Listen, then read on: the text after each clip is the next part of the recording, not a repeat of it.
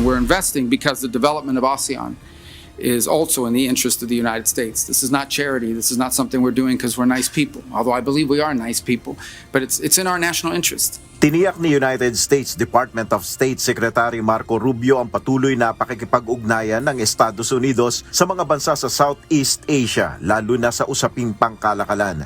Sa harap ng mga kinatawan ng Association of Southeast Asian Nations o ASEAN itong Miyerkules, inihayag ng opisyal ang nasa 2.5 billion US dollars na halaga ng strategic investments ng Amerika sa riyon. Anya, ito ay hindi tulong kundi pamumuhunan dahil kinikilala ng Amerika ang potensyal ng ASEAN bilang rehiyon at ang pag-unlad nito ay malaking pakinabang rin para sa kanilang bansa.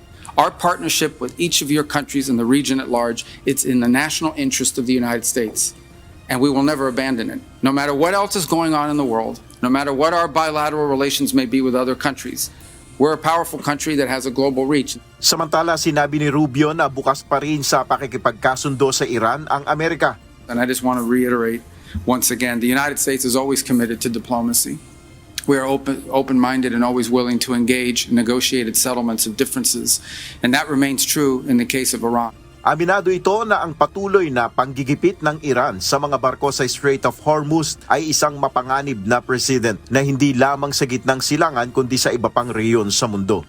And if we create a precedent in the Middle East where a nation state can decide that they are going to control an international waterway, charge a toll, and if you don't pay them, blow up your ships, we have created a very dangerous precedent which will repeat itself in other parts of the world, including in this region. Sa kasalukuyan, nagpapatuloy ang tensyon sa pagitan ng dalawang bansa sa nasabing shipping lane. Binigyan din ni Secretary Rubio na hindi posible sa ilalim ng international law ang nais ng Iran na pagkontrol sa Hormuz Strait dahil may sinusunod na panuntunan at prinsipyo ang freedom of navigation lalo na sa international waterways. So what is at stake here is not simply the issue of what's happening in the Straits of Hormuz. There's a very fundamental principle about freedom of navigation. And if that is threatened, then I think the global economy is threatened. Kung Amerika anya tatanungin, ang nais nila ay diplomasya. Pero ang Iran ang hindi seryoso sa pakikipagkasundo. The United States remains open and willing to engage in positive, constructive negotiations and talks so long as the commitments that are made are kept. The problem we're having right now is that they're not serious about talks. If they're serious, we're serious. If they're not, then we will do what is necessary to protect that, our interest and also the interest of our allies. Sa pasimula ng US-Iran war ngayong taon, naramdaman sa buong mundo ang epekto ng sigalot sa Middle East.